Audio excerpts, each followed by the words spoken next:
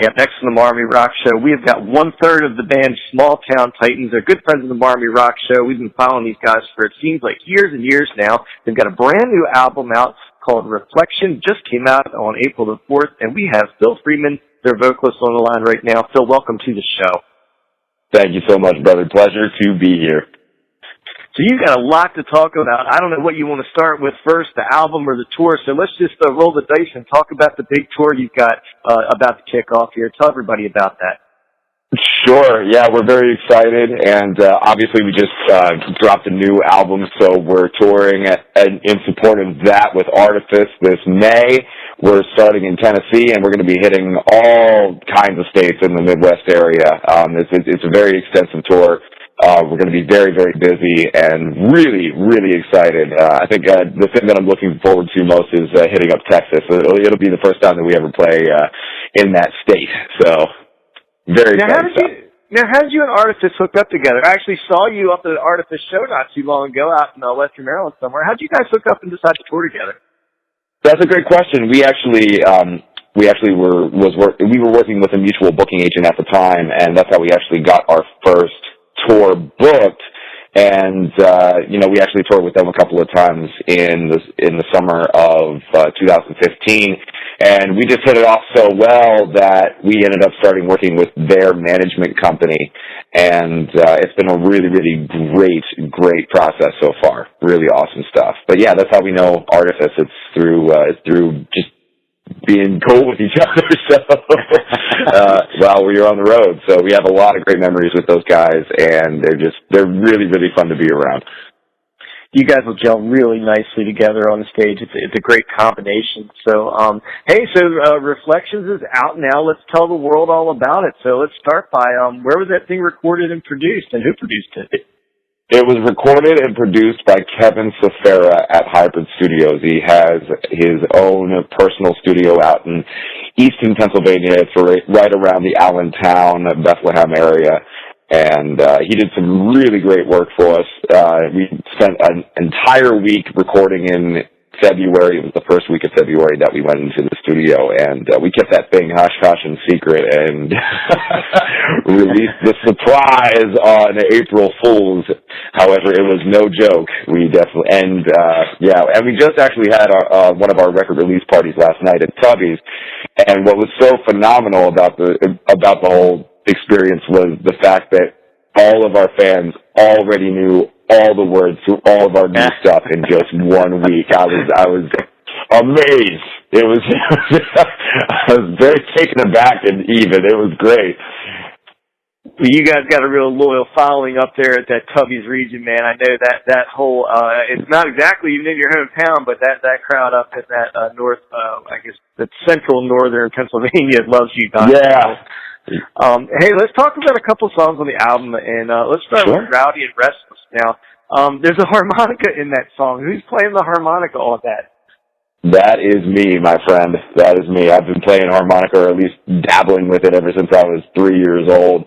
I remember distinctly messing up my dad's harmonica by spitting in the valves because, little boys mess things up rarely, religiously. So that's my earliest memory of playing with the harmonica. But I've been playing harmonica almost as long as I've been singing. So yeah, that is yours truly on that harp.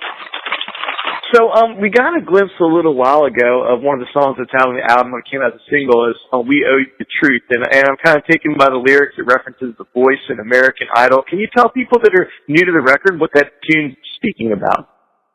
Sure, and like anything else, you bring your own experience to it, and it could mean anything for anyone in any situation. However, for me, it's coming from the perspective, and I teach voice. I am a vocal coach, so I encounter talented people every day that I'm teaching, and they don't.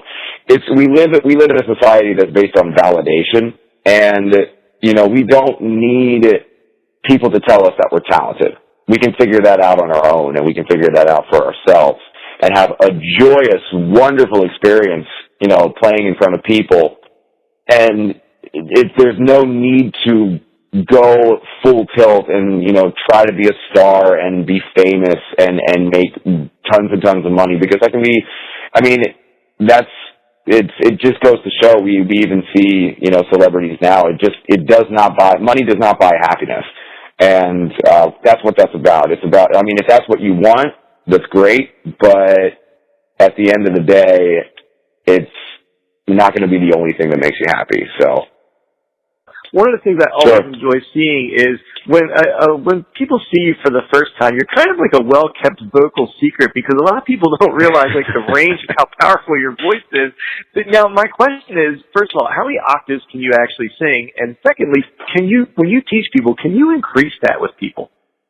Yes, absolutely. You can increase vocal range. It's actually amazing to watch people say that, "Oh, I can't do that," and then you push them beyond their limits. You tell them to hit, just try this note, and you don't tell them what it is, and then they do it, and then you tell them that you've gone way beyond the octave range that you thought that you thought was possible.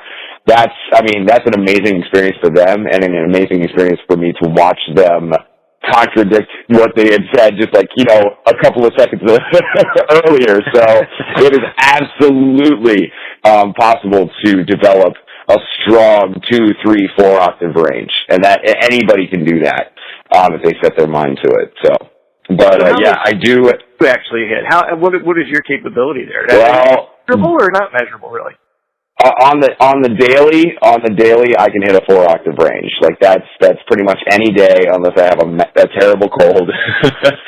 So, but I mess around with, singing parts and just trying to see what I can do with my voice. And I've gotten somewhere around 5 octaves. Actually, so there's actually a video on YouTube right now of me messing around on the piano and going 5 octaves up the piano. So that doesn't happen every day. I will not say that happens every day, but the 4 octave range is pretty consistent. I was messing around with you at one of the shows. I remember when I was talking, I'm going to come up one day and tip the band some money and just to make you try to sing a Queensryche song. So I just want to hear what you do with it. Have you ever sung one before? Have you ever played around the Queensryche song? Well, Ben is a huge fan of Queensryche, so that's interesting that you bring up that point. We should consider that. We should look into that at some point. Career here doing a cover of you did with it. Queensryche. So, Operation Mindtime. When I watch you guys play, another one of the things I always enjoy, we've been watching you for a long time, and you're one of those bands that I don't ask bands about their name much, but the name Small Town Titans is so appropriate for you guys, because hailing from York, Pennsylvania, which is essentially a small town, but yet it's buried in this hotbed of a musical talent that I don't think the world knows about. Is that anything to do with the name, or is it just that you guys have this presence? It's funny that you asked that, because the name itself was something that I put in my back pocket since middle school. I just had this name that I came up with, and I'm such a fan of the movie Remember the Titans with Denzel Washington, and it's just an incredible story and has a great message. And Titans. I want to be in a band that has the name Titans in it. So I was and I'm from small town Titans. And what's so incredible is that it took this long to find a group of guys that just were that dedicated to the music, and were actually, we were able to make a band together. And it's just so ironic that all three of us are from small towns, and we all, had respective things that we dominated in, in our earlier years, whatever that, arena might be. So it's pretty cool how it all kind of comes together. Yeah. We try to live up to the name as much as we can. Yeah, and I'm going to go just a little further, where the Titans piece comes into me, and I think you get this. But another thing I enjoy watching you, whether it's whether you're sharing stage with Top Evil or John Fire, whatever, I always have noticed, and I think you noticed it too, but you may or may not say something about it, that those bands watch you. You're one of those bands that I see the Nationals come out and go, "Hey, who are these guys?" Do you guys get that?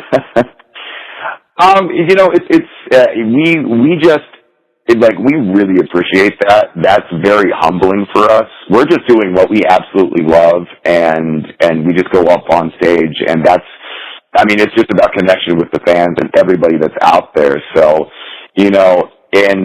I think one of the key things to putting on a good show is having the energy, having the enthusiasm, having the crowd participation, because the crowd is just as much a part of it as you are.